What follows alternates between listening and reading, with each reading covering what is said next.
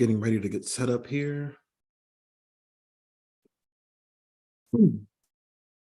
Pardon me.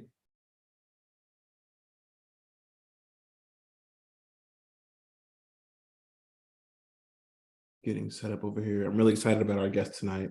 Thank you for joining another episode of my conversations. And tonight I'm having on Dr. Nicole Truesdell. Okay, and I'm really excited about that.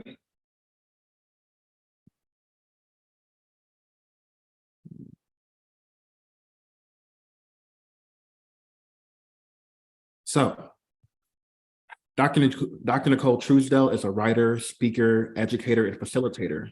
She obtained her Ph.D. in 2011 from Michigan State University in anthropology with a focus on race, racism, citizenship, and the nation state. Her work continues to push the boundaries around the concept of the human and humanity by using a Black decolonial lens to imagine what is and what can be possible for a liberatory humanity. She's an abolitionist scholar and thinker committed to a liberatory humanity, and her goal is to empower and equip the next generation of abolitionists.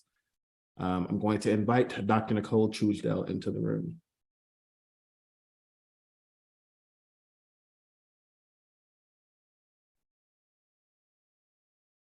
Hello. Hello. Oh my gosh. It's so good to see you. How you doing tonight? I'm all right. How are you? I'm hanging in there.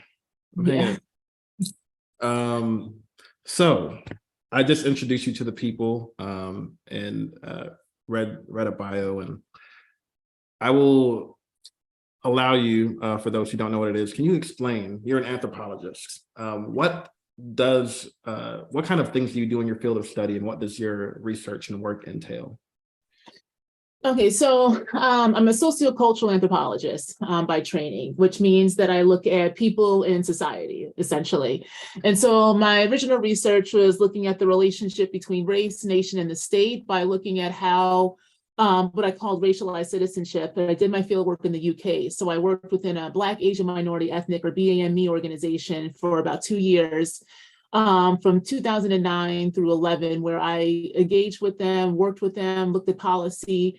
And my question was, how do racialized actors, or people who are racialized in a nation state, how do they engage their rights with the state that essentially does not really want them there, right? So what does it mean essentially to be racialized in a nation state like the UK, that's also the embodiment of empire?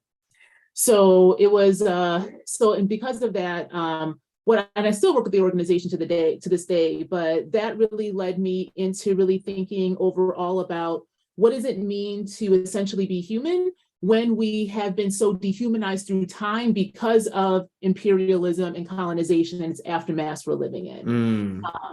But I didn't start there. So I actually started in forensics and biological. So my first master's in my undergrad was focused more on biological forensic anthropology, looking at the idea of human difference in the skeleton, or basically the skull, as a way to disprove the idea was race was biologically real. So my whole career has really been looking at this idea of what does it mean to be human, and how do we understand human difference through this constructed idea we call race. So I did it in the body, through genetics, and now also in society. And what kind of led you towards doing that kind of work? What made you curious about these different intersections? Well, it's so funny. Before you even asked me to do this interview, I was sitting with that question myself, because it actually started because of how much I was dehumanized my whole life, right? So I went to Catholic school from first grade to 12th grade on the far south side of Chicago, in the south side suburbs. And it was there that I learned very quickly in the classroom, from the teachers, from other students, that my essence of my body, who I was not welcomed in the space. And so religion class, I remember very clearly being told that the Bible told us that God made Adam and Eve, not Adam and Steve, and that God made the races not to mix. Now, that was interesting, right? And this is what I was taught, right? This was a basic education. I'm 41, so this was in the late 80s into the early 90s. And that was interesting because my father is white, my mother is Black. Now, I've always been red, I've always identified as Black, but I also understood my daddy was not a Black man, right? So when I'm one of 5. So with my siblings in this school and kind of constantly being told that who I was not good enough, therefore was not human enough, it really got me quite frankly pissed off, but also very focused on, well, then I can show you better than I can tell you. And that kind of led me into thinking about what is human difference? How the hell do I get out of these school? How do I get out of Chicago? So it was really the idea of like trying to leave a space that I felt didn't want me, while at the same time trying to figure out what it actually meant to be a human being. And that led me into anthropology. Oh, wow. That's amazing. I didn't know that you had Chicago ties. I mean, we talked a little bit. Yeah, I'm out in the South suburbs myself. So curiously now, right, you talked about the how it made you angry, like having to wrestle with these, what's being presented to you about your humanity, and how you're being dehumanized. And I feel like a lot of that is channeled into the work you do now with your abolitionist work and the education and the way that you do it. You do it passionately. You're unapologetic. You're unflinching in your words, and you're very clear. And that's what gravitated to me towards your work. And the way you introduce yourself. You introduce yourself as an abolitionist and scholar committed to a liberatory humanity. So I'm curious, right? In the context of your personal history and where you are now, what does that entail for you? What does being an abolitionist scholar committed to a liberatory humanity entail for you, and what does it mean for you?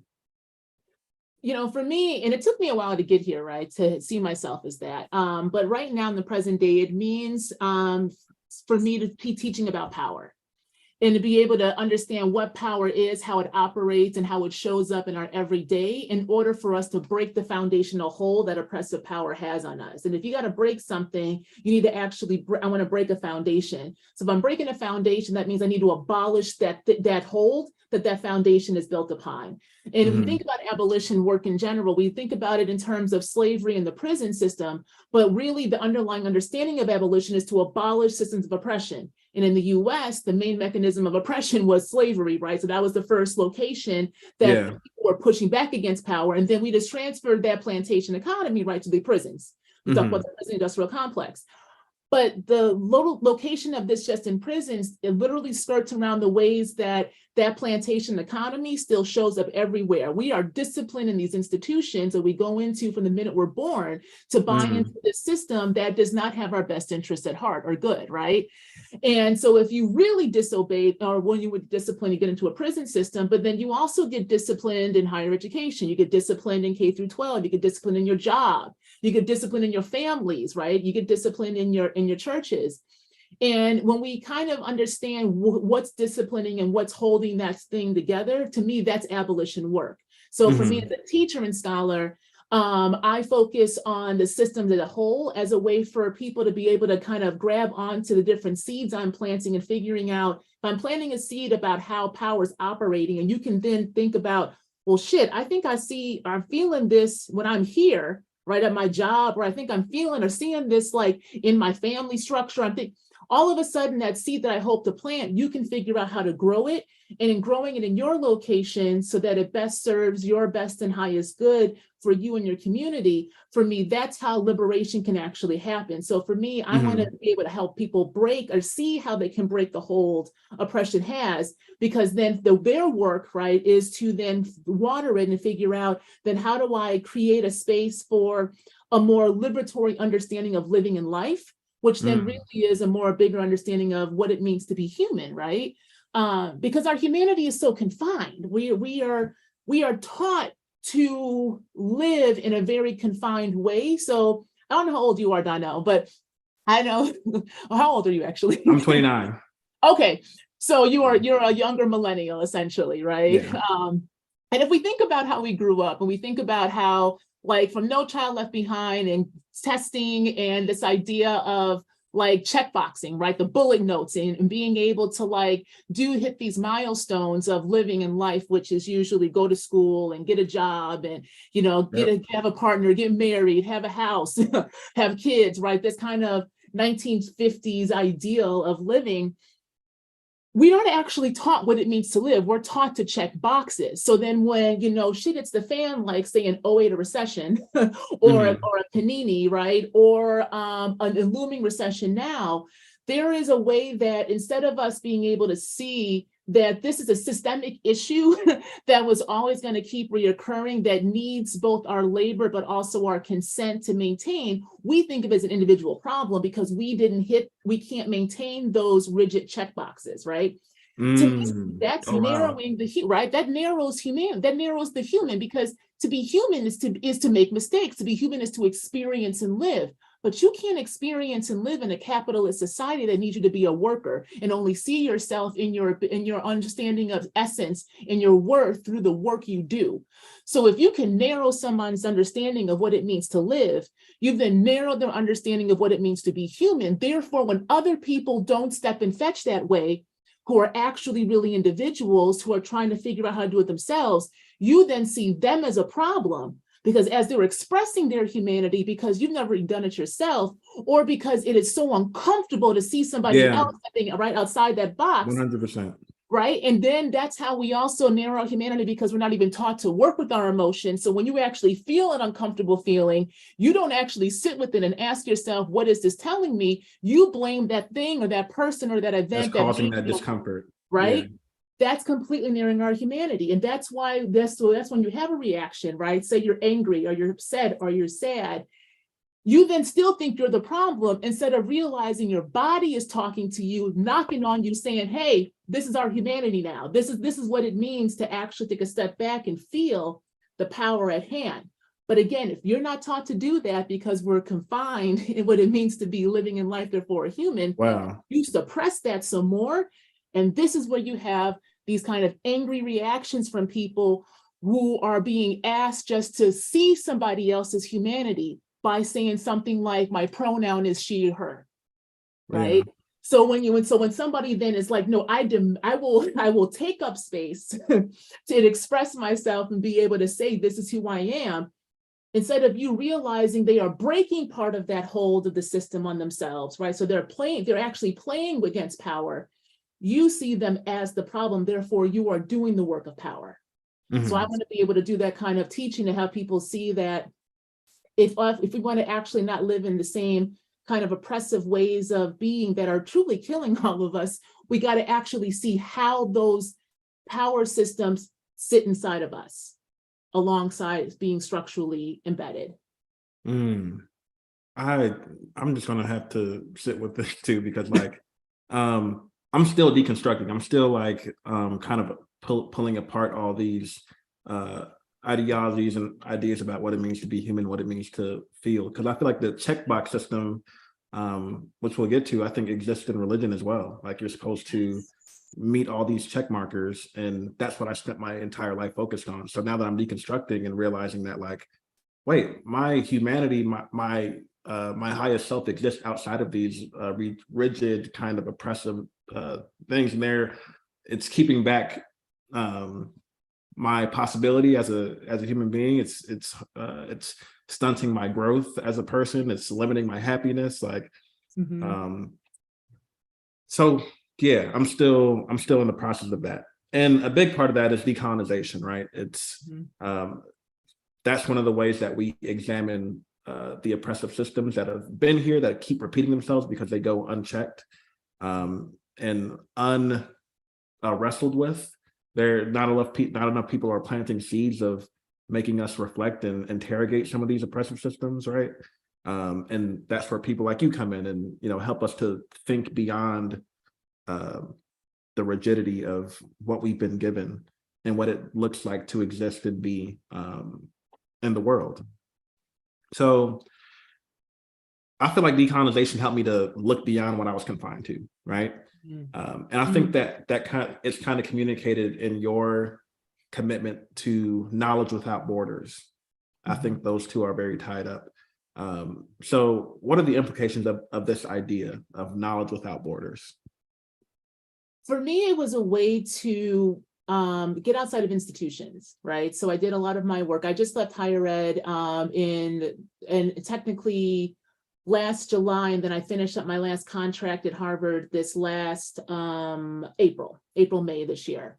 Mhm. And as I was thinking about what does it mean, because the institutions broke me, and I'm very open about that, because there was a way that I thought I could do this kind of work within the institutional spaces, because I was very much aligned with this idea of the institution, but not in it. And let's Mhm. use resources, right? I want to take the resources for decolonial desires, right? I have a question about that. Yeah. Is there something about, like,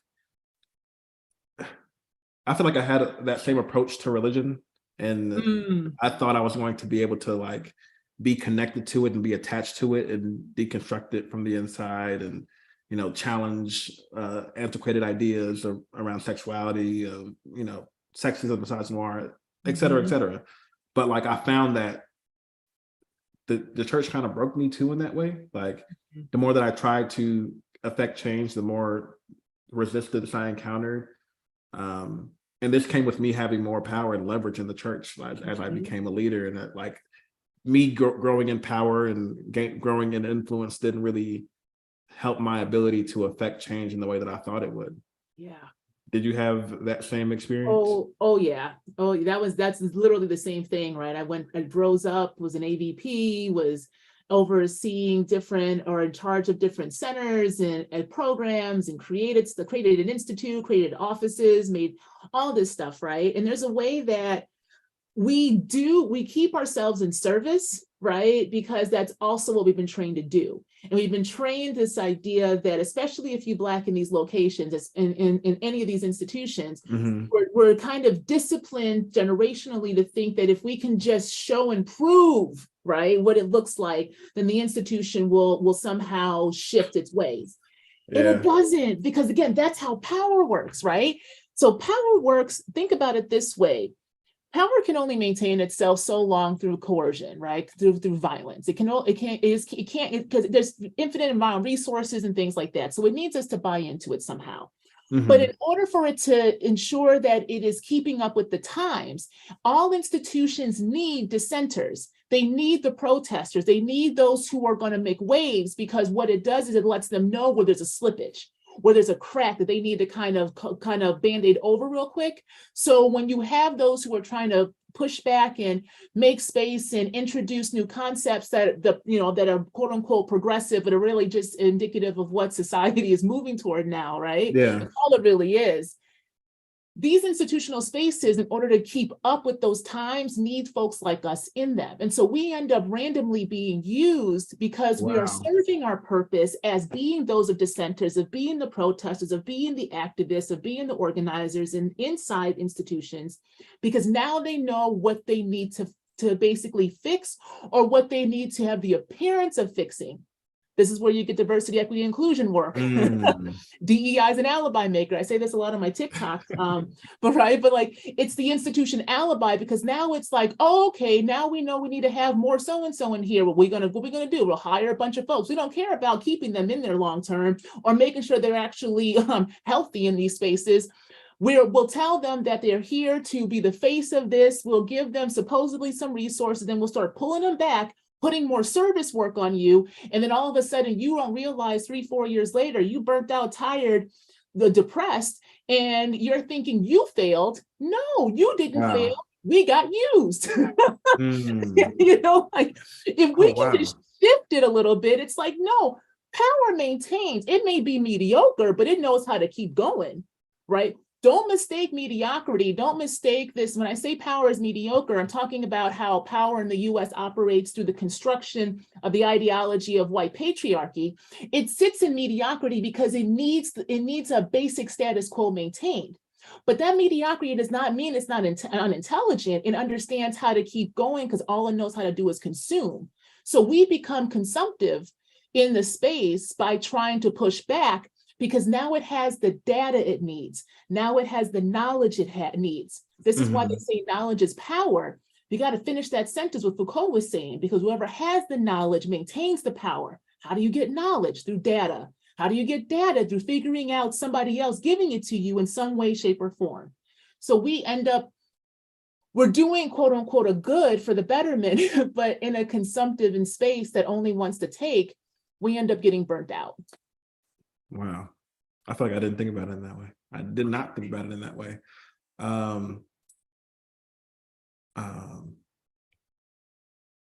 Goodness gracious, you kind of caught me off guard with that. I'm still I caught myself off guard when I figured it out. I get so this is why. So people. I was thinking about this for a while for today. Mhm. People have a good quote, right? And we talk and we hear the master's tools can't dismantle the master's house all the time. Yeah.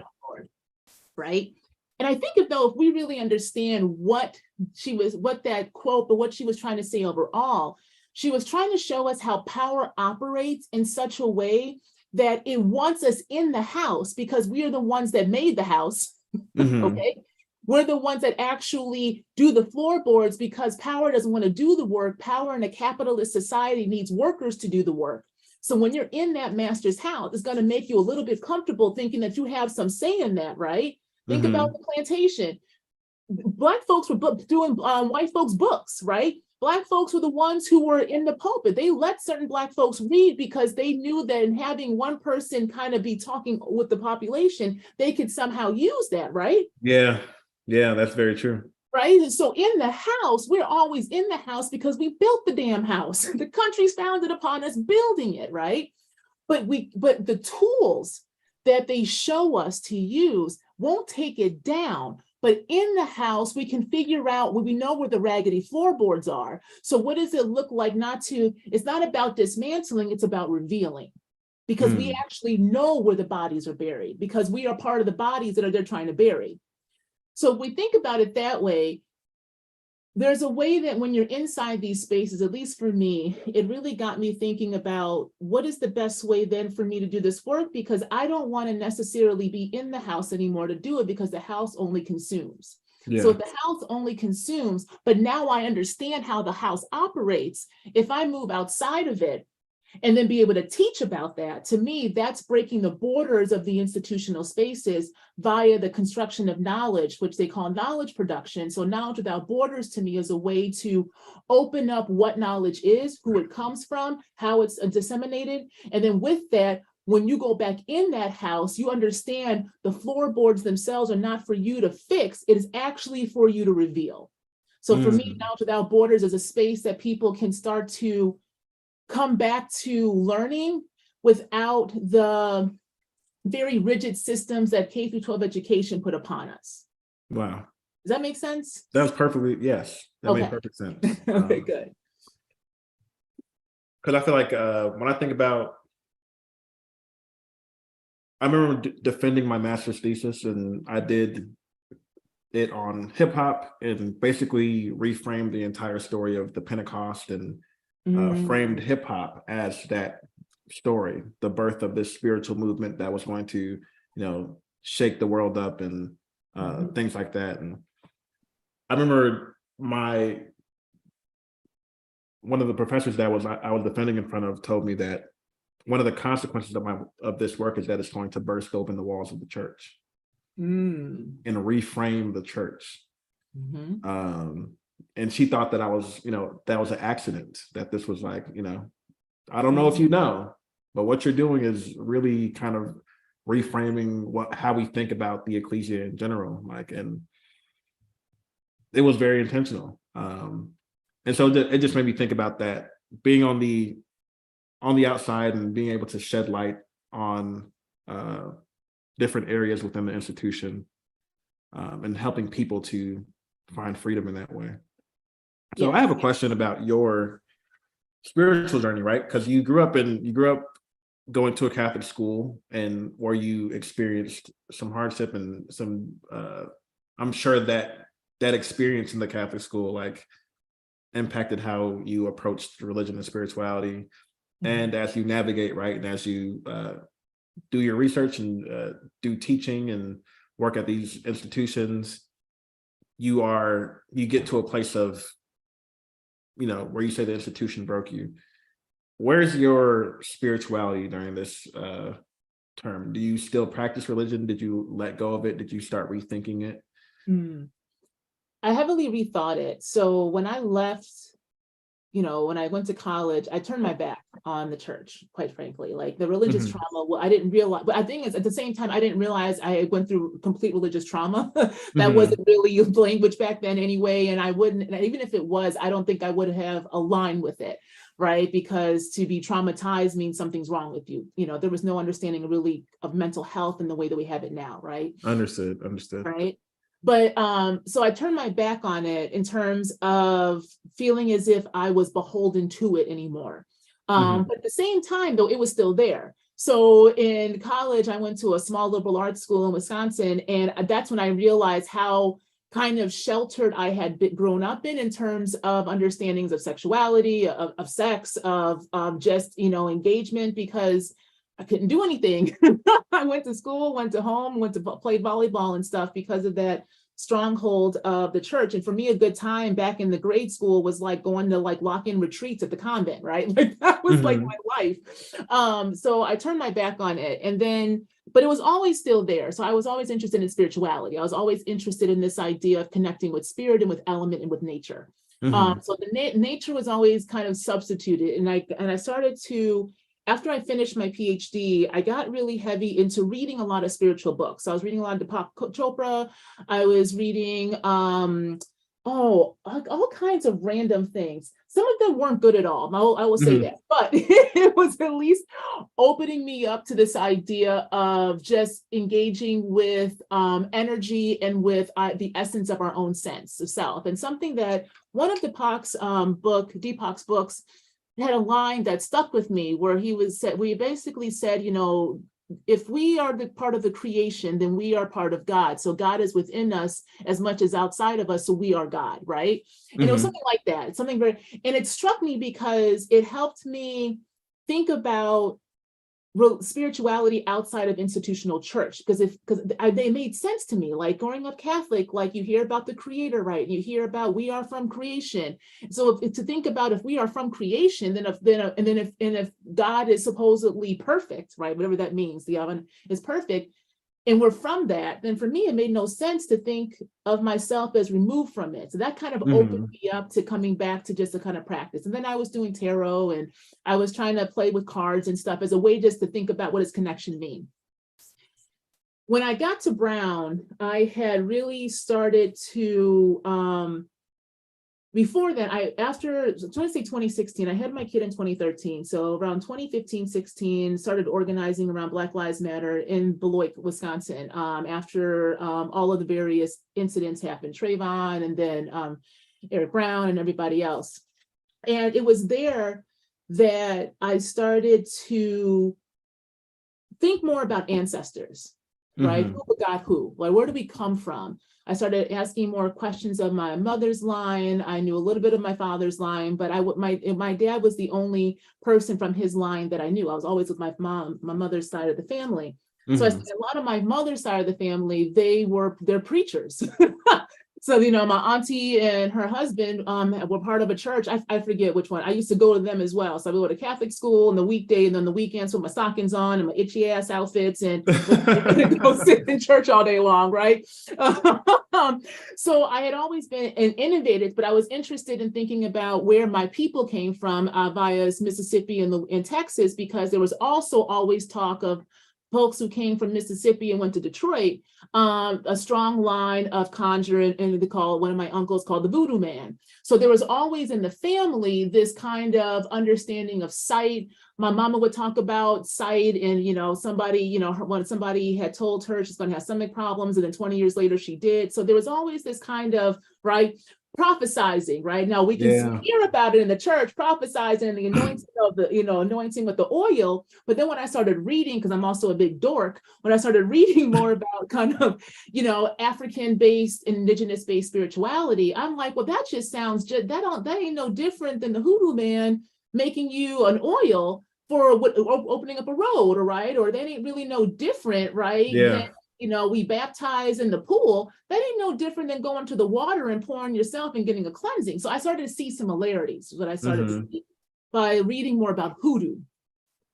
When I got to Brown, I ended up going to a metaphysical shop, because I'm not going to lie, the minute I got there, I was like, oh, I made a big ass mistake. I don't belong here. I don't belong Mhm. here. But I stayed because I had made this whole commitment off the bat. So I went to a metaphysical store to get a reading. And I got a reading from a guy who was Guatemalan descent. And he was Guatemalan, but also Garifuña. So he was mixed Mayan and Black. And he gave the reading and he was like, listen, I think you might want to go see this Baba that I know. He's legit. He's from Cuba.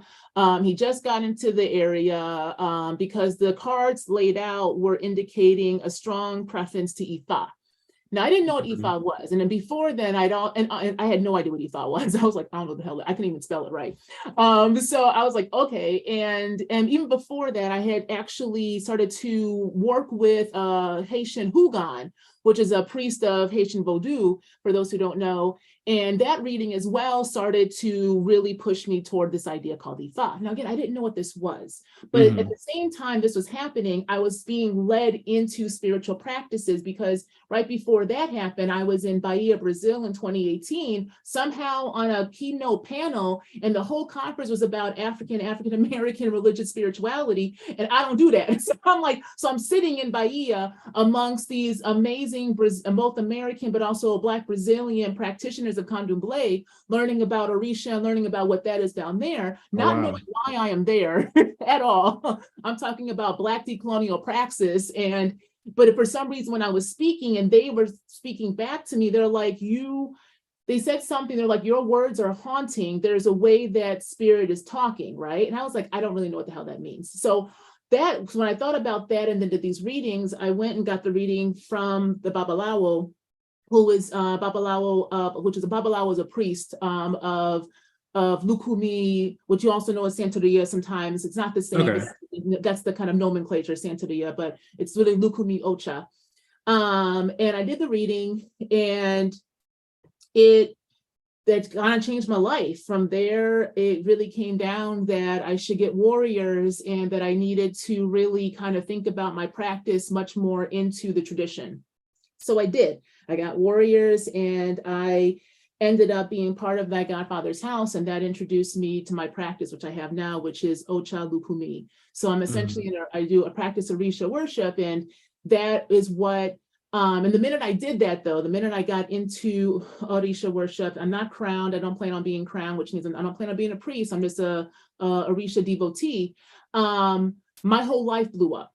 So the minute I was in it, had my warriors, had my hand, worked with my ancestors more directly, I remember that's when I started to learn the power of the word, the power of what actual personal power is called ashe, what personal power is, and how when we work with spirit, starting with our ancestors, there's a very, and it's not rigid, but there's a logic to it in which you start with self, your ancestors, your guides, then you go to Orisha, then you have Olodumare, the one creator, because it's still a monotheistic religion or practice.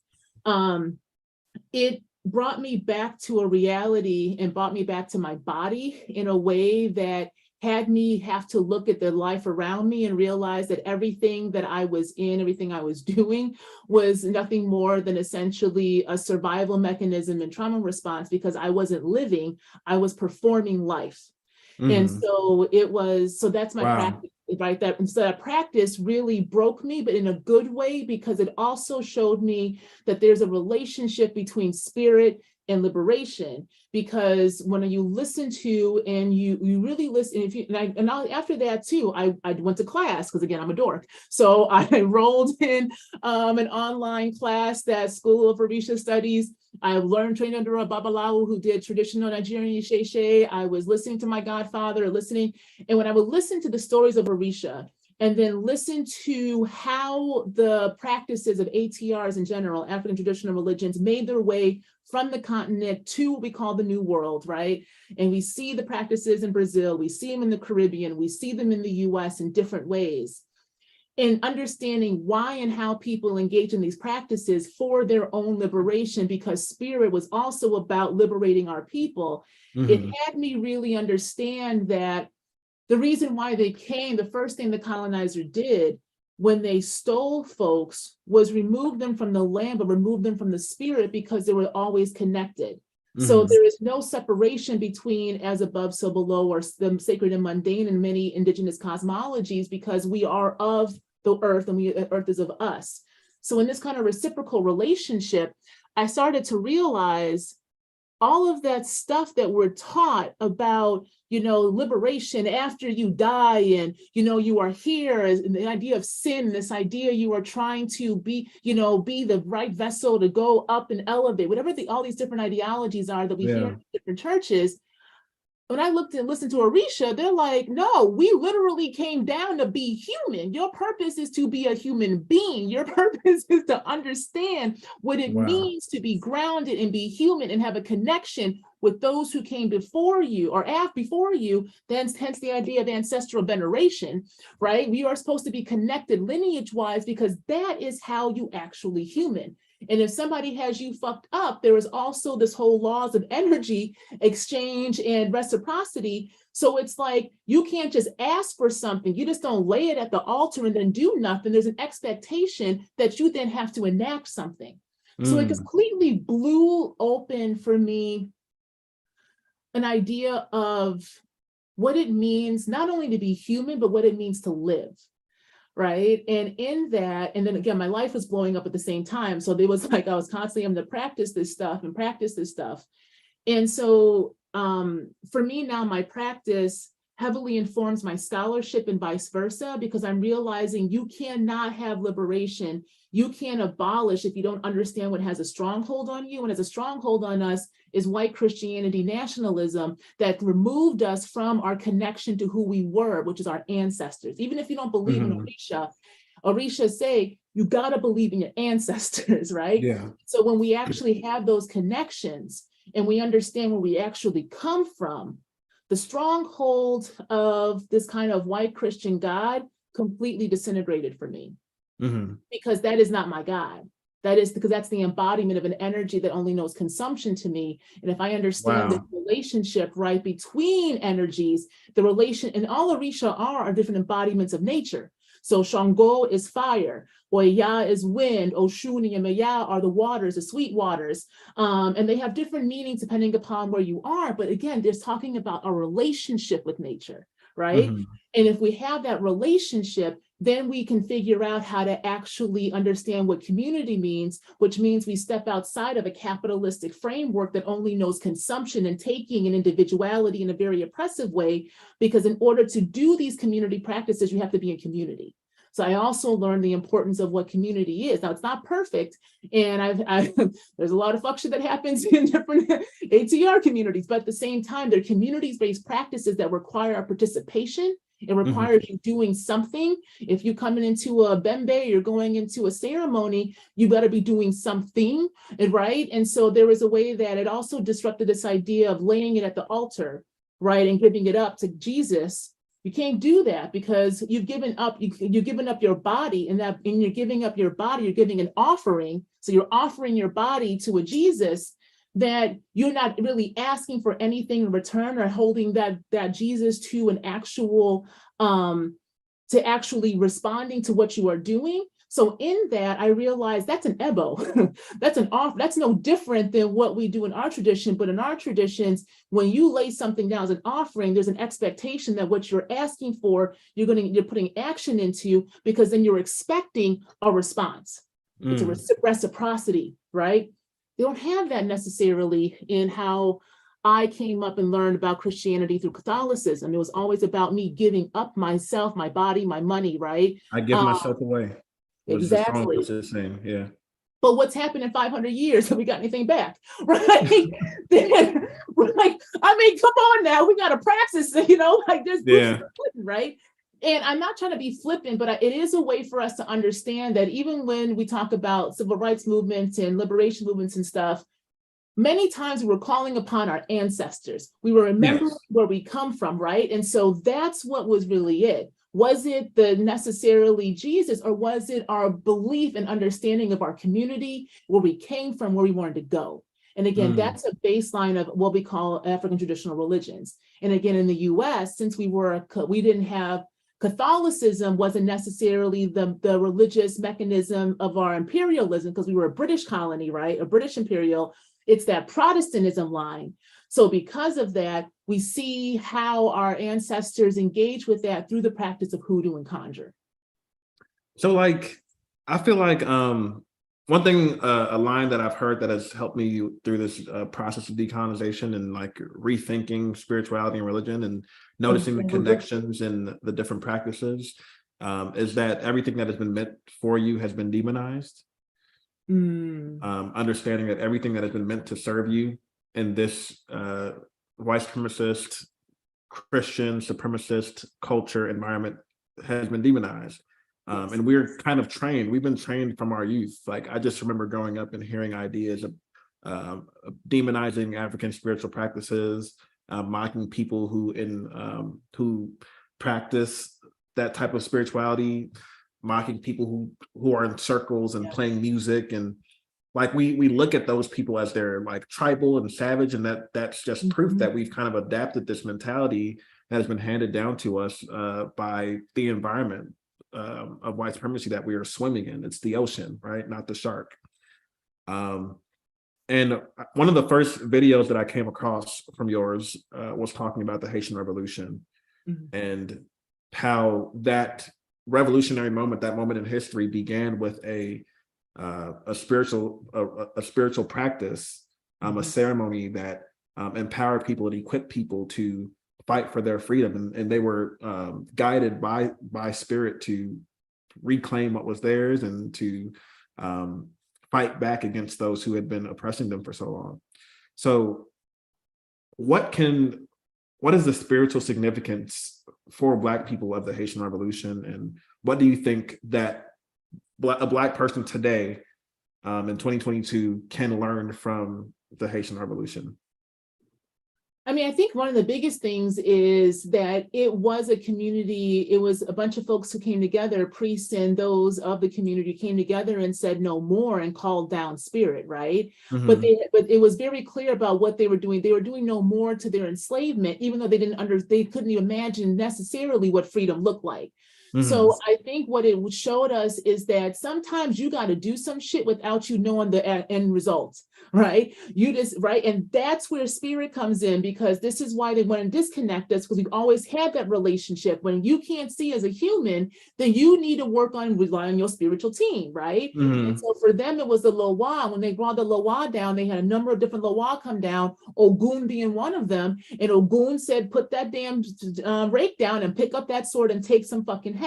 So I think it also showed us that this idea of nonviolence is not necessarily a part of these spiritual practices. It is about you literally kind of reap what you sow. So if you are in a violent society, and that violent society that is oppressing you is telling you to not use a violent means back, then that should tell you something. So also I think the revolution shows us is that this idea of nonviolence that we are fed by the state in the US via utilizing and whitewashing Dr. King, right?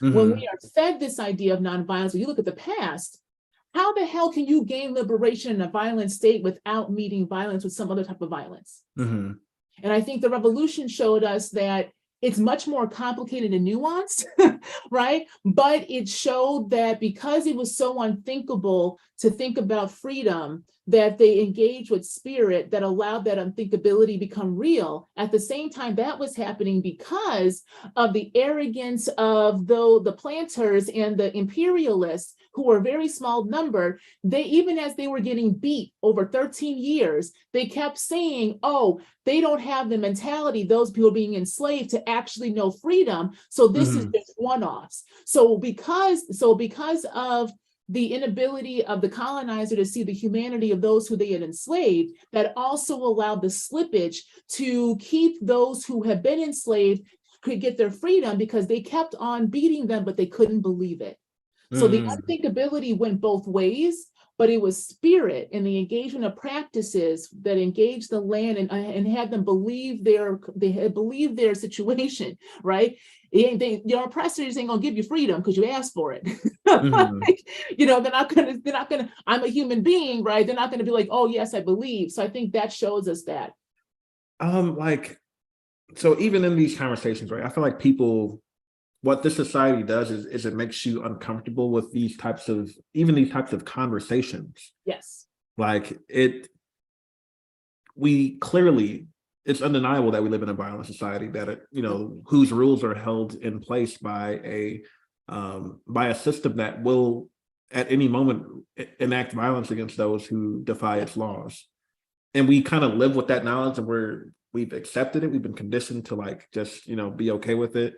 And anytime there's conversations like this around violence and around like meeting that violence with violence, and around like why that historically has happened with examples like the Haitian Revolution, with Nat Turner, etc. Yes.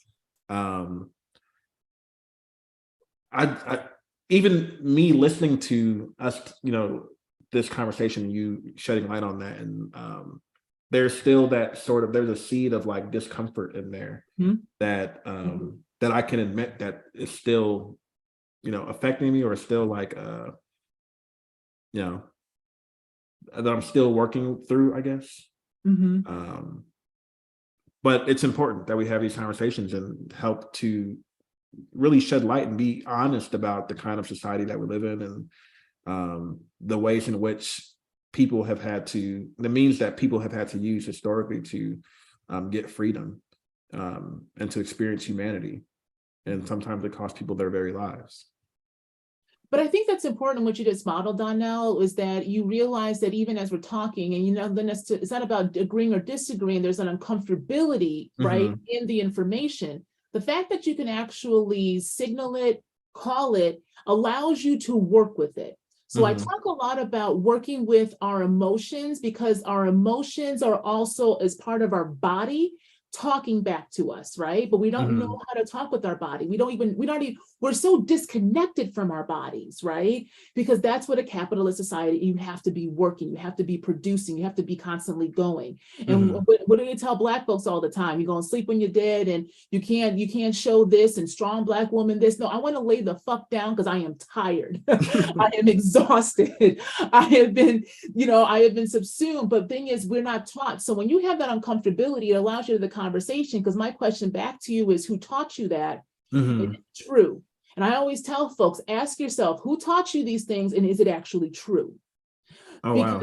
Right? So there's a way that what you are doing is you are breaking the hold of the illusion that society told you was reality, in order to have the reality of you enter into the conversation and knock that door open.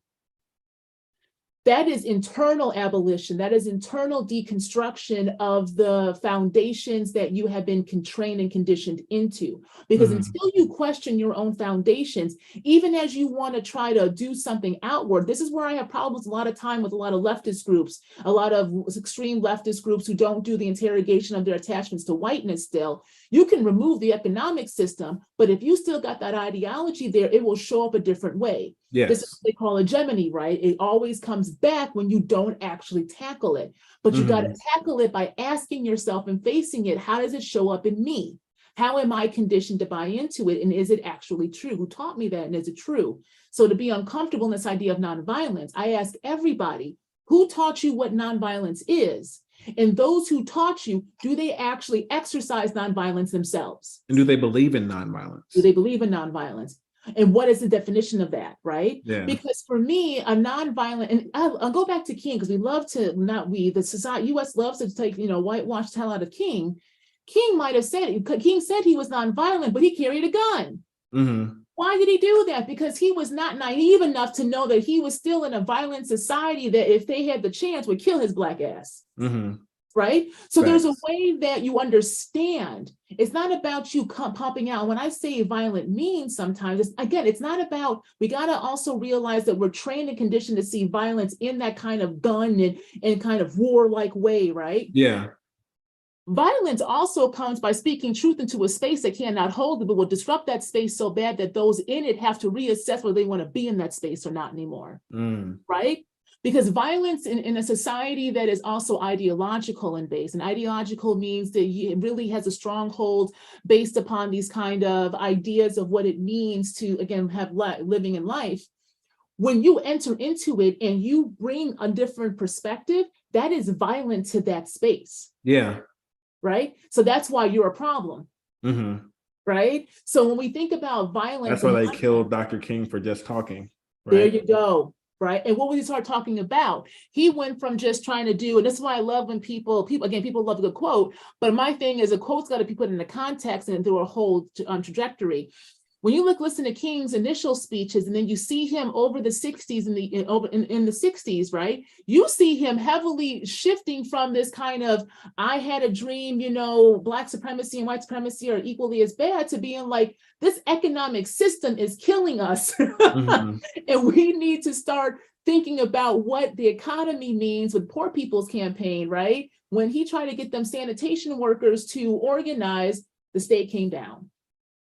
Right? Malcolm actually didn't enact violence physically, right? But his words were so violent to a system that needs us to buy into it. He was a problem and threat. Yeah.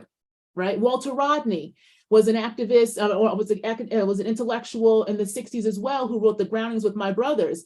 When he was organizing on the ground and actually in community with folks on the ground in Jamaica and Tanzania and then Guyana, he worked with the Rastafarians. He engaged with the community because he said, I am no better as a Black intellectual than the bourgeoisie if I don't get out of that ivory tower and onto the ground and understand what my brothers are going through, right? He was on the ground organizing. That led to the riots in the 1960s in Kingston that were actually called the Rodney riots when the Jamaican government banned him from coming back. When he was at a conference in Montreal, 1968 conference that Baldwin was at and Kwame Ture was at, that he really took the stage by storm because he also was reintroducing African history through a non-European lens. He was a critical historian. That knowledge was so powerful that it was breaking the hold that the imperialist core had on the colonies that were about to become commonwealths. The whole decolonial movement that we saw outside the US, he ended up, when he went back to Guyana, because again, he got banned in Jamaica, went to Tanzania, came back to Guyana, got banned from teaching in Guyana. When he was on the ground still organizing, he was assassinated in 1980 by the government. So we see the power of knowledge when you break outside, again, the borders and the institutions that confine it, but that is violent to a state that uses ideology to keep the stronghold and keep us in consent of that power base. So I want everyone to reassess this idea of what violence means, because again, who taught you that? Is it true? And is the person or the location that's telling you that, do they actually enact it themselves? Wow. I see somebody commenting here, who taught you that and is it true, right? Yeah. These are two questions that are central to any conversations around decolonizing, deconstructing, like we're examining where we get these ideas from. Yes. Right. And who taught us who taught us about how to even frame these ideas. Yes. Because that's, it's not just about the idea itself, it's also about how we're framing that idea and how that idea manifests in the way that we exist in the world. Yes. So I feel like I talk a lot about decolonizing spirituality, and we touched on this, right? And for me, it's about getting to the root of ideas that frame the way we think about religion and spirituality life. What advice would you have for those for someone who's trying to decolonize their spirituality? Where do you think, what's a good place that someone can start if they're, just fresh out of an institution or fresh out of a system of a rigid system in which they had to, in which they no longer fit, or they feel like they no longer align? Where do you start with decolonization? I would actually say you got to start by asking yourself, how do you feel? And that's what I mean by that. In asking yourself over and over and over again until you start to feel. There's a way that when we come out of these spaces, no matter what institution they are, we don't realize how much we were in survival mode, whatever that means, right? And that usually means we're disconnected. There's a disconnection between our mind, body, and soul. There is a reason that those things really do have to align. But in this kind of, again, a production-focused, racial capitalist society, we are taught to believe our mind and have our mind over matter, right? You keep going. And our minds can trick us all the time because our minds only know one thing: survival.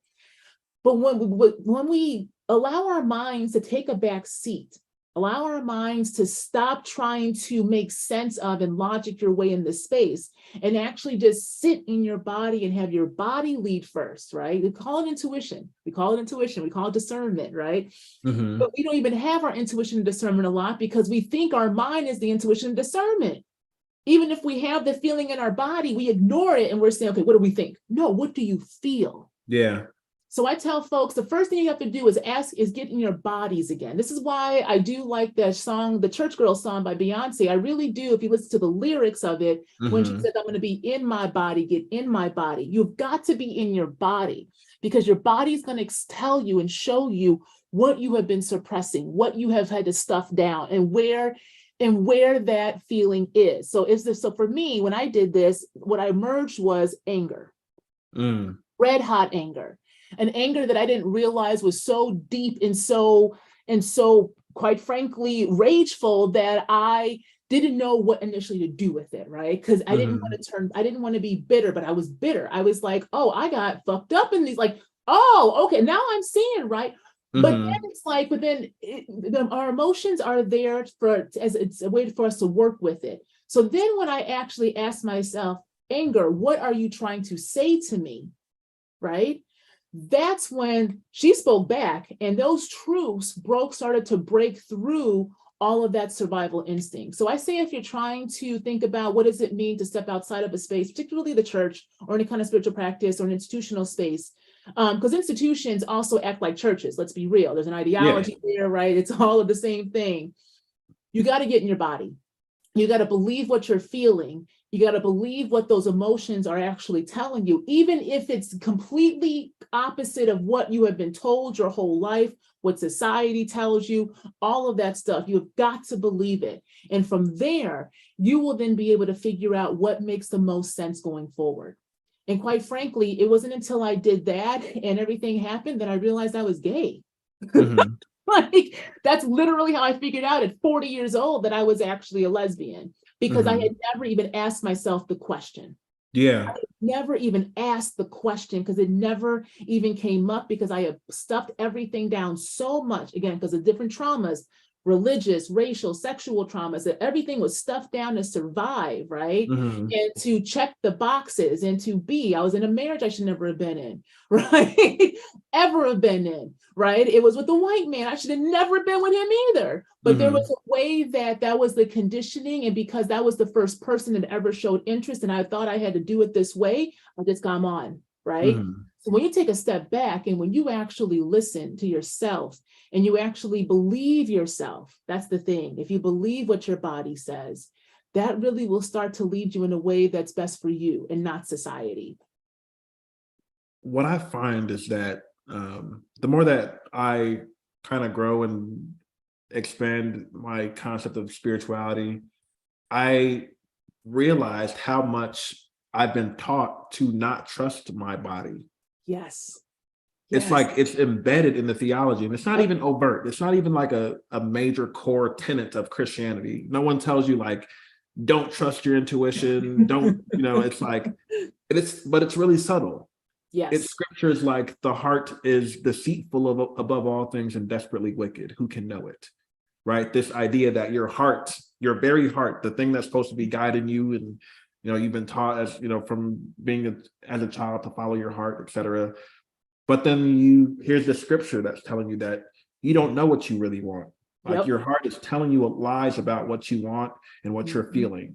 And what you're feeling isn't actually what you're feeling. It's you, it's your sinful nature responding and rejecting the principles that the church is trying to impose upon you. And then, of course, that fits right into the whole concept of the born sinner. Yes. This idea that we were born in iniquity, we were born bad, right? So you're born bad, your heart is wicked, and now you're having these kind of guttural feelings that don't match what you're being taught or what you're being taught you're supposed to feel. And that's what causes the kind of conflict for a lot of people. And that all comes from, for me, the church. And this is common. This is what's commonly taught in the church. In evangelical spaces, Pretty much most of them adopt this born center ideology. In this concept of the flesh and the spirit, right? So the spirit is supposed to be this, external source that's guiding you and telling you what to do and giving you these feelings to do things. And that's where people say, or the voice of God told me to go here, there, and, the spirit is leading me to do this. But then in opposition to that is the flesh, this concept of the flesh, which is the body. Again, all these kind of things that are demonizing your body and what your body desires and what your body wants. You're being told it's not your body, it's just your flesh, it's your sinful nature, because your body is tainted and bad. And it's like how, it's no surprise how we end up in these spaces of not knowing who we are and what we believe and what we really stand for. It's because we've been taught to suppress it. And it makes no sense, though. But it makes no sense, right? It doesn't. Because to be human means to have a body. You can't be human without a body, right? But then we're told our body is wrong. So then we are taught to dehumanize ourselves from the beginning, right? And I think, but also think about, who does that benefit? Who does it benefit for you to deny what you are feeling? It benefits those in power, because then when shit does hit the fan, right, the misogyny, the abuse issues, the different types and ways that you are used for your body's service, but then you are also taught that that you're supposed to ignore how it feels.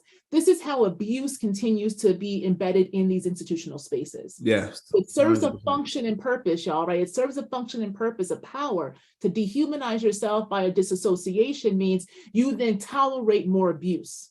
Oh, wow.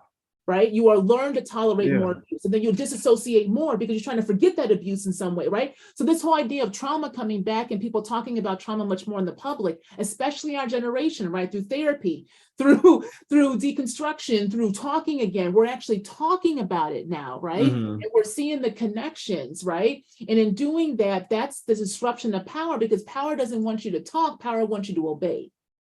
Wow. So my question for you is this, this just your opinion as someone who's experienced Christianity and now are practicing a different spirituality that's more rooted in your identity and your culture and your cultural heritage. Do you think it's possible to decolonize Christianity in the American context? Because I think that when I have these conversations with people, one of the main pushbacks is that in the American context, because of how tied in Christianity is with white supremacy, colonialism, etc., is it possible that it's not possible to decolonize Christianity or to practice Christianity in a way that's decolonized, that doesn't center European ideas of a lot of things: salvation, chosenness, supremacy, really religious supremacy. What are your thoughts? So I'm glad you said in the American context, right? Because initially I was like, so this is really interesting. I would say it this way. If we do the work of decolonizing Christianity in the American context, it will no longer be Christianity. Yeah.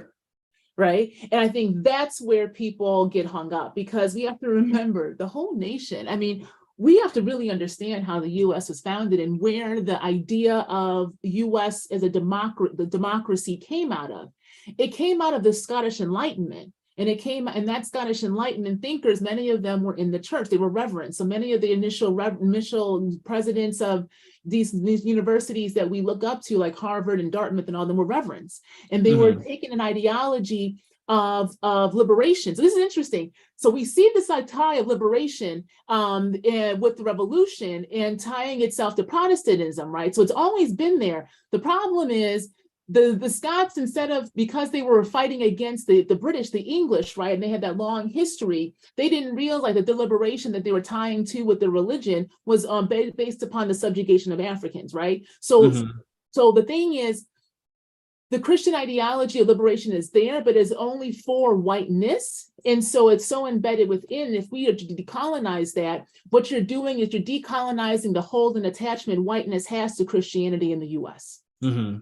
And I think that is something that is theoretically interesting to think about, but in practice, it would just not be Christianity anymore because it could not be, right? Yeah, not in the same ways that you understand. Not in the same ways. Yeah. Not in the same ways. Mm-hmm. Because then what is the image of Jesus, right?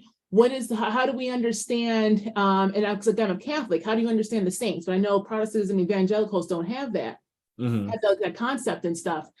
But the stronghold then, which means that you're to decolonize that, right, would then mean that you are removing the oppressive mechanism that latched itself onto Christian ideology, right? And that, I don't know if people are ready for that necessarily off the bat, even though it's needed, because there is such a stronghold that we see ideologically that people have bought into because they've wrapped up Christian ideology with conservatism so well that people think that they are doing what's best for their communities many times. Yeah. So I think it's possible, but we have to, but that work has to come on the ground in communities with folks doing the political education that will allow people to see the relationship between their oppression and their religion. Yeah. Right. And that's the difficult part, right? Because that's the difficult part. It's possible though, because we're seeing these waves. So we're seeing people returning back to ancestral practices in ways. We're seeing people deconstruct. We're seeing people question in these younger generations. So I think it is possible, but it takes a coordinated and conservative effort, I think, that has to be more intentional than where we are right now. But I think we're laying the groundwork for that intentionality. Yeah, I agree with that. Because that work is definitely happening. People are, the church is rapidly declining in membership. People are, just, I think and it's a large part because of these conversations, because of this expansion of it's one of the good things about social media is that we've been able to share ideas and share experiences, really, share our lived experiences and things that we went through navigating.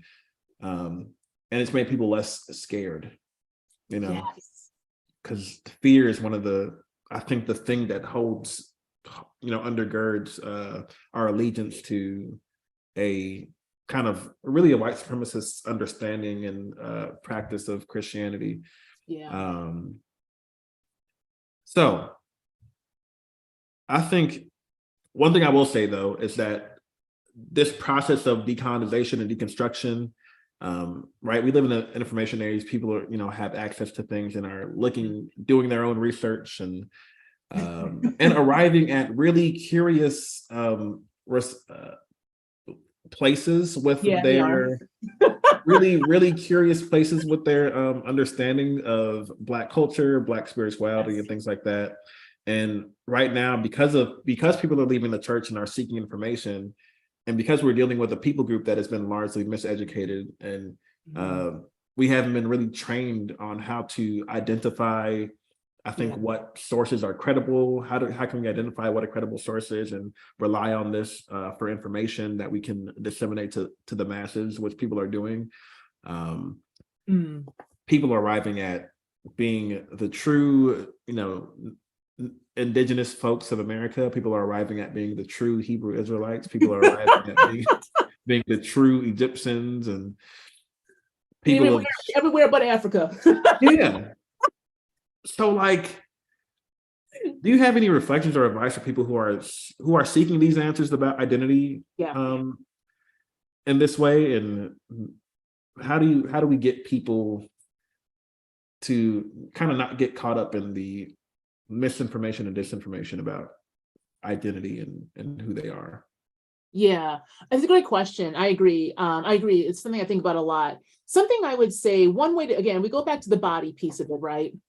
When you're leaving a space, let's take the church. Let's say the church for right now. You're leaving a church, right? Because you finally understand or believe or feel it's not for you. You've got to take time to get to know you, right? And we say this really flippantly, and I don't mean journaling for a weekend and crying. I mean actually sitting down. Right? No shade, but I'm being very clear, right? No, yeah. Right? You have got to get to know you, the looking at your emotions, working with them. One way I tell people to do this is, I use the word using anger as the example. If you realize you got an emotion and something's sitting there, maybe it's sad, maybe it's grief. I like to work with music. I tell people, make yourself a playlist that involves that emotion. So I have a whole anger playlist, right? And then as you will make that playlist, it has to be at least 10 songs deep. You play that playlist and then you literally write, you put on the top of the page the emotion to say anger. And then you write everything about what that emotion means to you. And you keep writing until those songs are done. And then you look at it and then you keep repeating that. You keep repeating that and you keep repeating that because it's what it is. It's teaching you how to talk to yourself. It's teaching you how to engage with yourself, because what you have to be able to do is realize what survival you is versus who you embodying yourself are. Because when you get hit with information, right, and you have somebody, a new leader coming in, because the charismatic leader is always going to be there, right? And we're at a time, like this whole historical loop, right? It's all here again. When you get information and it starts to feel very familiar, you feel very familiar to how you felt when you were back in that church, that is your sign that you did not go that way. So, right? Because the familiarity is something that you are going to look for. We are all used to, because we want what we know, right? Even if it's not good for us. Right? Wow. We got to want what we know. So you have got to get so comfortable with being uncomfortable and not knowing that when you get met with these things, and you won't even know until you're met with it. So it's not like you can avoid it either. I hate these spirituals talk about high vibrational and no, you don't even know if you actually embody what you think you embodied until you get met with that shit in public, right? It's a praxis based. You have to be embodied. You have to actually practice this stuff. When you get met with another leader and that shit sounds good, and you're like, oh, this is familiar. That familiarity is talking to you, giving you the red flag. Yes, it's familiar, but is this true? And does it serve my highest good? Right? So that's how you start to pull apart because think about it, all of those different theories about where Black folks come from in the US, right? The Israelites, the natives, the Egyptians, they're all other ways that whiteness operates via anti-Blackness. And you see the same shit in the church. Yes. Right? You see the same thing, and it's just a different understanding of church ideology, because all it's doing is it's so, people are so just, it's like an embarrassment or something that our ancestors used to be enslaved. No, that is just the process by which the European colonized the damn world. We took a big ass L. I mean, let's be real. The world took a big ass L because the understanding of violence, the understanding of even enslavement was so different than what the indigenous populations they encountered had, that it wasn't until you figured it out, it was already too late. Right? So there's a way that, because we won't even recognize, because we're not taught about enslavement, we're not taught about how our ancestors always resisted. If you look at them, if y'all go in and look at old school newspapers, there was at least a poisoning every other day happening. Okay, on the plantations, people were breaking tools, people were running away. The whole purpose of the slave patrol was because enslaved folks ran away so damn much. Right? So we've always had resistance to these encroaching systems, but because we have not been taught about what the actual plantation economy was, what slavery truly was, and how it never left, it got transmuted, because Reconstruction was complete failure. Right? It was a complete failure in terms of what it did for us, but it was a success what it did to the state because it perpetuated the same idea. So all you're doing is shifting that shit from there to the church and other ideologies. And so we're so familiar with that when you go into new spaces, because you have now tried to figure out who you are. When you know who you are and you've gotten in touch with your body and understand what your emotions are telling you, when you have that feeling, the feeling is telling you move away. Because you have to start getting uncomfortable, because what you are doing now is breaking open the true you, but the authentic you is still battling with the constructed and conditioned you. Yeah. Right? Yeah, someone was just talking about how, like, when we leave evangelical spaces, we're kind of hardwired for a particular type of spiritual experience. Yes. Like, we're going to seek out another leader, right? In another community. Yep. And we want it to look similar, but feel new. We want it to look, we want it to feel new, but look different. Yes. And it's like we're searching for newness and familiarity at the same time, but we're like kind of attaching ourselves more to that familiarity because that's what we want. We want, we're in a space now where people are leaving the church in droves. There's a lot of opportunity, frankly, for people who are charismatic leaders to step in and try to present their new idea or their new theory about Black folks and the way that we can go and people in general. But I think that that's the difficult part for people is not accepting or coming back to that familiarity, to that easy place of like, this feels easy. This is a simple transition. Like the whole Hebrew Israelite movement is like, okay, they're using the same sacred text and these are the same stories of my youth, but they're reframed in a way where, you know, I'm not the oppressed anymore. I am the chosen of God, right? And it's like that's an easy thing to latch on to outside of a evangelical context when you're coming from a space that was doing the same thing, but on the flip side, in a way. Exactly. In that language too, we see that language also in New Age spirituality, the chosen ones, right? They call them star seeds. You see the way that the co-optation of this language keeps that same familiarity, but a little bit different, right? And I think that we have to, part of this journey is you got to learn how to be alone for a minute. That's also scary, right? You got to learn how to enjoy your own company, right? And I'll tell you that I've been doing this shit the whole year. Is it lonely? Yes. Am I sad a lot? Yes. But at the same time, I've learned how to enjoy my own company because I'm understanding who my company is, right? So because that familiarity, I always talk about this. I don't speak or teach things that I don't practice myself, right?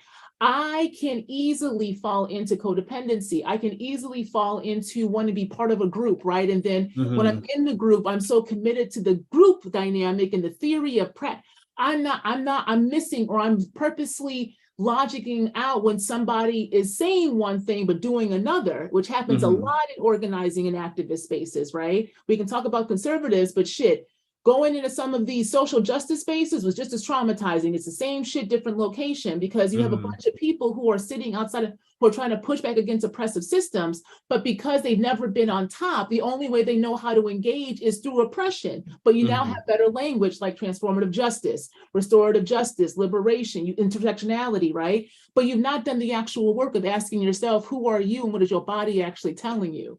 Right? Wow. You just want to be on, you just want to have something to hold on to that lets you, that proves that you are worthy of it. But that worthiness is so tied to an oppressive, destructive system that all you know about leadership is still oppressive. Right? And so we see it in different spaces. So this is what I tell people all the time. When you leave the church, people also go to organizing and you see the same rhetoric in social justice spaces. And it is dangerous because we think we're doing the work of liberation, but we're just bringing and allowing oppression to come in a different light through different bodies. The idea of isolation, right? And sitting with yourself and coming to know yourself before you try to plant yourself in any type of, community or spiritual practice. I think as someone who left the church and who kind of internalized all these like ideas of about myself and about these kind of negative, like I was speaking to earlier about the negative things I believed about my heart and about my body and about my mind. So like when you get to a place where you're not in community anymore, because in those spaces of community, for better or for worse, you got offered hope, and this hope felt like, even though I'm, this bad person, there's still hope because there's some deity out there that died for me and that values me enough to, so like you have this kind of semblance of hope in those spaces. And now when you're isolated, you're just kind of dealing with the negative ideas that you've been kind of conditioned to accept and believe about yourself by yourself.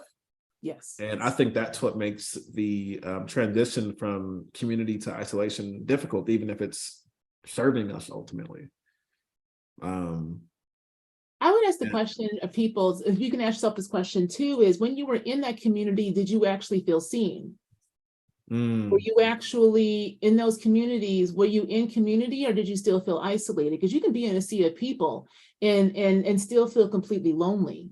And I think, again, we mistake performance of community with actual community. I was just going to say that, like, we operate in those communities with a mask. Yes, we And do. we operate in those spaces trying to check off all these boxes and trying to, be perceived in a certain way. We want to be good Christian. We want people to recognize us as such, and we want to be esteemed as such, because that's the only way that we get agency. And it's limited agency, but you still get some freedom and agency in those communities in which you're checking up all the boxes and doing all the things that you're supposed to do to fulfill your role in that community. But I feel like, ironically, there's the story of Moana has been helpful on this journey of, like, kind of her being in this space and playing this role, and ultimately having to leaving the island against her community's wishes, and specifically her father, who's like experienced this trauma now, that he's trying to protect her from, not realizing that he's holding her back. And there's this similar thing of having to leave familiarity, leave comfort. It's going to look different, and it's going to look it's going to be difficult at first, but it's a journey that there's no shortcuts to the work, is what I always say. Ultimately, we're going to have to do this work of sitting with ourselves and kind of reframing our ideas about these kind of ideas that we've internalized. And that comes from having these conversations like this, going to therapy, learning about our history and the ways in which we resisted, and our spiritual practices that help set us free in a lot of ways. Yes. And realizing that part of it is figuring it out by doing it. And sometimes you're not going to always do it well. So understanding that it's not about being perfect, it's about living, right? And you live by experience. You have to have experiences, but we're so afraid to experience. We're so afraid to get something wrong. We're so afraid to be quote unquote a failure. Like, some of the best ways I learned is by falling on my face, quite frankly, right? But then we get and I know the shame, right? So it's like the shame that gets attached. And so when you can ask yourself, who taught you shame? And does it actually sit with you, right? Then you put that shit off. Shame is not a natural human emotion. It's a conditioning. It's something society puts upon us. Shame is not something that is inherently within us, but it has such a stronghold that it allows us not to want to experience. It demands of us to perform, right? It demands performance. And I think a lot of folks who are also doing all these new, these other ideas of the Hebrewites, and that's all performance. It's a performance of trying to get some sense of control, right? Of an uncontrollable world, because instead of just realizing and sitting in the reality that, maybe how you thought about yourself is destructive, it's easier to be like, no, I have the real knowledge. It's just another way whiteness operates, because you don't want to be wrong. Yeah, and you hold on to this misinformation as like, you feel there's an enlightenment factor to it. Like you possess this kind of secret knowledge that the rest of us just aren't aware enough or haven't done enough research enough to know about. But it's that hardwiring from Christianity. When I was in the church, I feel like I had all the answers. Because they told me I had all the answers. I knew what was going to happen when we died. I knew who was in heaven, who was in hell. I knew how to get there. I knew how to get to the narrow pathway and how to avoid the wide open pathway to destruction. And it's like, to get out of that space and to admit, like, I don't know. I actually don't know what happens. I don't know a lot of what I thought I knew. And it's that hardwiring. Like, I think there's a hardwiring of narcissism, right, that comes from the individualism that Christianity teaches, white evangelical Christianity teaches. But it's not And at the same time not an individual though, right? It's an mhm, individuality, it's not an individual. mhm, Because if you actually embodied individuality, then you become the embodiment of the heretic, right? mhm, You become the embodiment of what's wrong, because to stand out means that you're not part of. It's a confusing ideology, is what I'm trying to say. The logic mhm, doesn't logic, but because we are told that we should just know, then you don't even question how the logic don't make no sense. mhm. Right? I want to conclude with this. I want to ask if you had any reflections on, um, maybe I won't include this, but we'll see. But I just wanted to see if you had any reflections on the political landscape and how things unfolded yesterday, and what the implications are around white evangelicalism and white Christian nationalism, and the way that things unfolded in states like Georgia, Florida, et cetera, or just any thoughts Yeah. you had. No, I'm glad, thankful you asked that, because I have a lot and I couldn't figure out how to do it in like a short amount of time, because I think we're seeing, particularly in those locations, we're seeing how the ideology of Christian nationalism embeds itself in communities, so that you always are doing things against your best interests. So when you look at the demographic breakdowns of who voted for Mhm, white women, again, did what white women did 2016, 2020, they doing what they do, right? And mhm, people are like, well, and I'll be honest, I'm not surprised. I think we have to start to face realities. The data has shown us people will vote against their self-interest. The question is why, right? mhm, And if we think about where white patriarchy is created and formed and given bolstered, it's in the family structure via white womanhood and white femininity, right? mhm, Because they have that has been disciplined, that you can be okay if you placate to white patriarchy. So there is mhm, this interplay, and where do we see that happening? In the church. So if you think about it that way, we see how the churches, even if you don't go to church, that ideology is still in those communities, right? Because 100%. and they did a great job. The evangelical church after the 60s did a great job, PR job, of embedding itself in conservative ideology politically, so that evangelical understandings of life really are part of conservative understandings of politics. They're Mhm, two go hand in hand. So then who else is conservative in the South? It ain't just white folks, right? So all of a sudden, you see people then, and I've seen it in my comments on some of my TikToks a lot when I talk about racial capitalism. It's been interesting when I see folks say, well, the US is coming to a reckoning and we got to give it up to Jesus. Who oh my told you God. that? So then if you believe that though, would you go vote? Oh yeah. No, Right? you were not. You see what I'm saying? So we have to realize, so people are talking about Louisiana, how a lot of Black voters didn't come out, and the abysmal turnout Black voters really decimated that Black candidate, right? Of course it did, because in those locations, the strongholds of that kind of rhetoric, even if, again, you're not in the church, that church is still in you. And so if you believe that if you give it up to Jesus, why would you vote? Jesus is going to take care of it, right? Oh my So then gosh. we're seeing it Yeah. that way, right? So when you have those different things operating, and the church has done what, and this is why also, and I'll say this might get me in trouble, but the Black church has not done its job of political education like it used to do. So when you Mm, do have these people in the churches, what are you actually teaching them? Because let me tell you what the evangelicals are doing. They're using that pulpit to tell them congregation who to go vote for. they are. Liberty University, you got a whole ass university where they're using education via Christian nationalism to bring those speakers on. I want people to watch that documentary, God Forbid. It does a great job of showing this, but I actually had colleagues who went to Liberty University. That place is a whole ass mechanism, but the embodiment of what it means when church, religion, and the state come hand in hand. That's the foundation of the nation, right? So you've got the evangelicals using their pulpit to tell their congregation what they need to do for politics.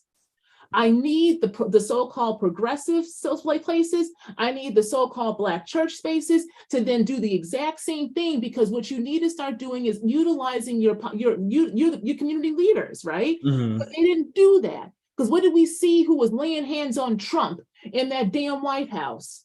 Right? You had a white pastor, but you had a lot of Black pastors there too.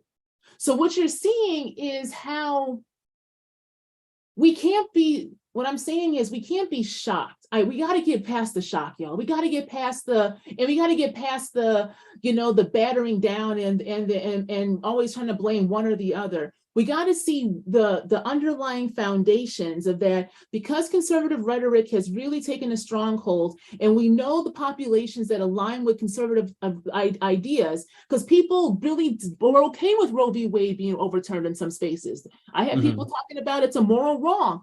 Who told you that? Yeah. Who told you that? And then if it is a moral, you have no right to then put your morality above everybody else's. But yes, you do, because who told you that you are right? Like you just said, Christianity, right? So And then Christian you don't supremacy. realize you're voting against your own best interests of your own family line and community, because you don't even understand that that is how it embedded itself in your own understanding of living in life once again. So the church is there. Christianity, white Christian nationalism is there.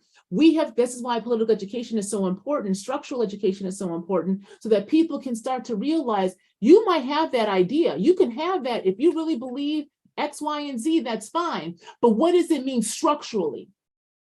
Right? You're taking an individual personal idea of what you think for abortion or what you think about gay rights, right? I have people say, well, I don't like the LGBTQ movement. What is the movement? Calling somebody a pronoun that they want to? You know what? Like that don't make no sense. Who is triggered here? Who is the snowflake, right? Yeah. But when you only understand structure via the individual, you then don't realize that you are literally doing the work of the oppressor for them, but you think that you're doing the work of God.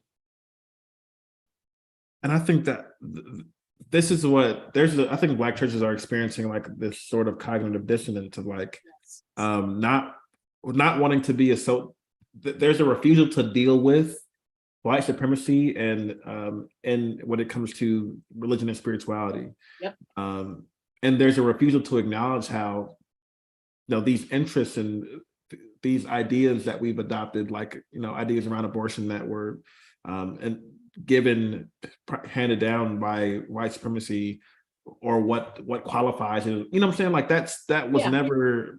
And it's a political thing. That was a Catholic issue. That was what the Catholics said. All of a sudden, the evangelicals picked up because it was politically, and it got them in. Reagan. So right? It's like there's a refusal to acknowledge that piece of it, and so I think that's what leads to this like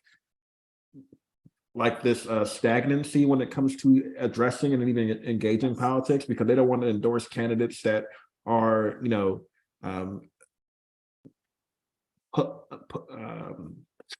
championing policies that go against what they've been teaching their congregation is sin, right? Yep. So you don't want to vote for a progressive candidate because that candidate is going to advocate for LGBTQ folks and is going to be okay with women's bodily autonomy and women's rights. And so they just don't address it at all. Like I think Jamal Bryant is the pastor that went viral recently for talking about Herschel Walker. And it became this viral moment because it's so rare. People don't see that.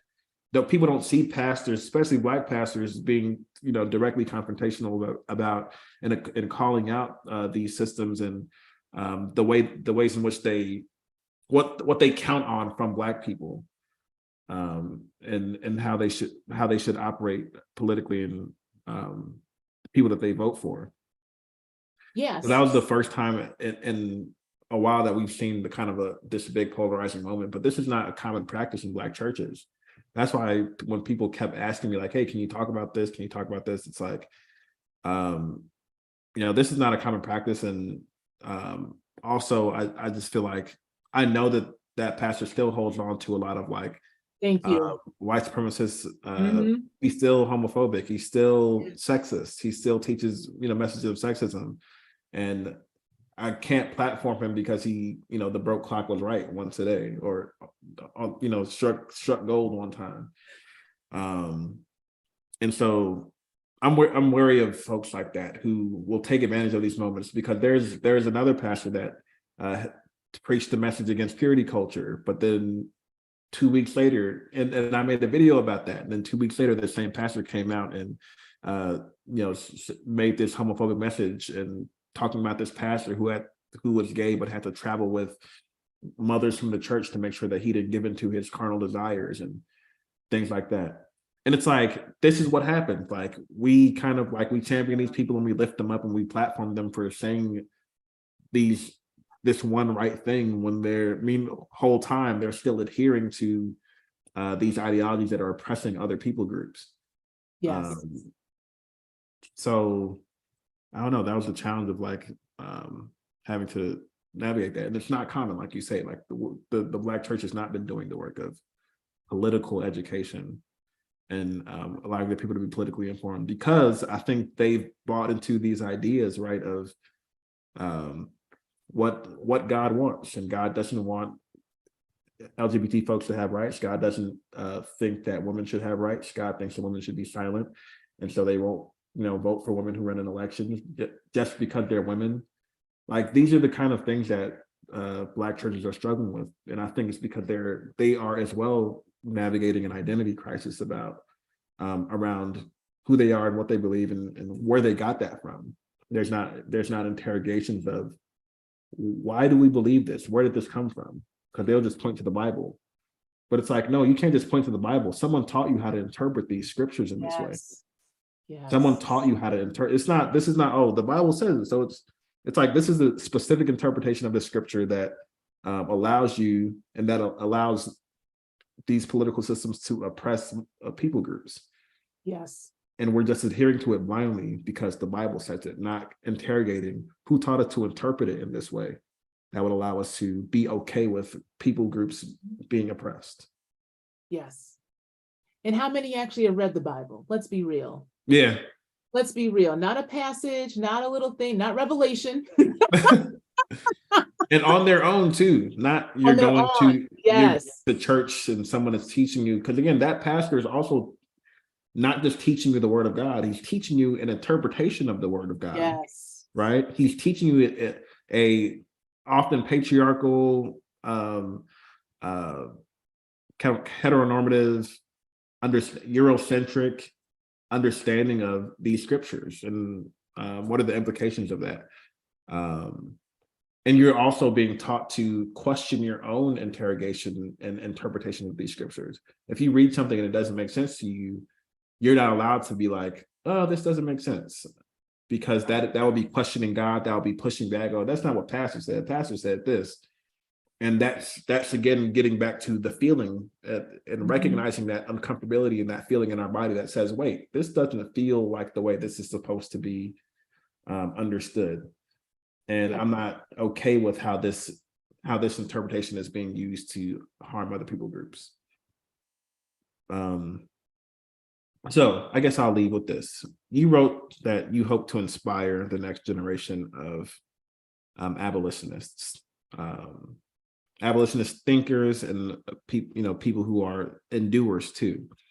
What are some traits that you hope to see reflected in that next generation of abolitionists, and what example do you hope to set for them?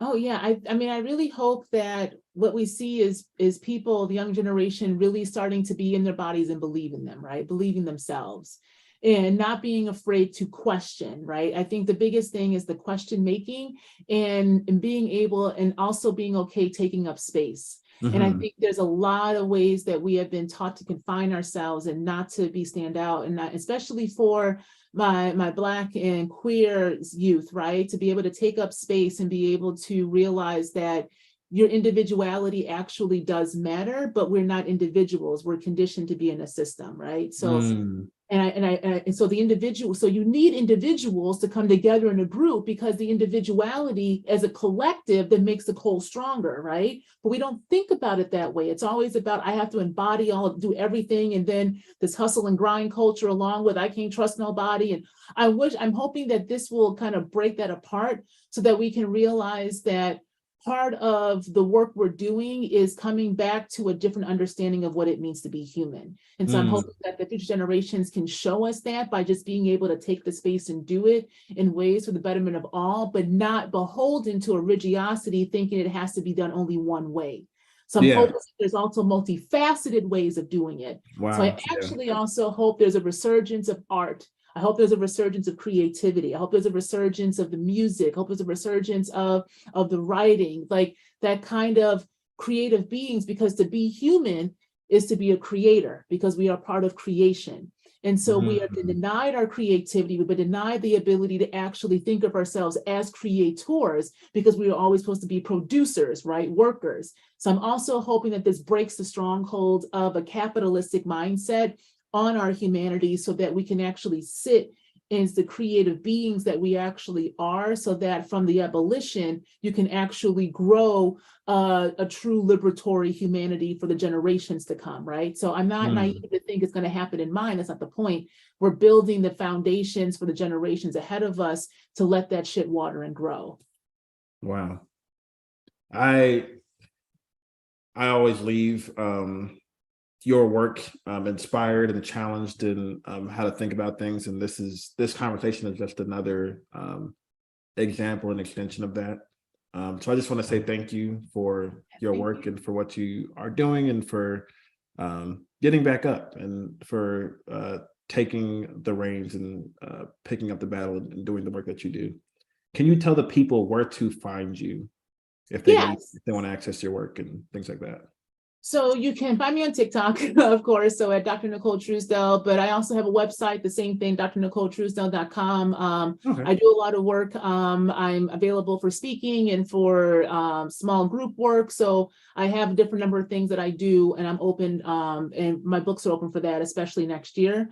You can also, I have a YouTube channel here, but mostly my Patreon as well, which is Knowledge Without Borders. And that's where I have a book club, a BIPOC book club, in which all are welcome, but we only read BIPOC authors.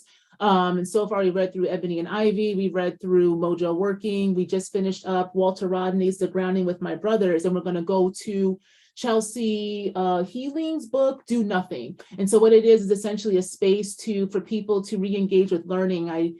We break the book up in 4 weeks. I do a video every Friday with a reflective question. It's a go at your own pace book club, so you can come in at any time. And it's a way that people who are there are really starting to use it as a space to do the kind of question making and interrogating that I've asked all of, the questions I kind of asked you all. So if you want to have a space and have more connection with me, that's another way to do it. Awesome. Well, thank you so much again, Dr. Truesdell. And I'm sure I'll be working with you and collaborating with you again in the future. Yes, for sure. Yes. Thank you so much for having me. No problem. Have a good night.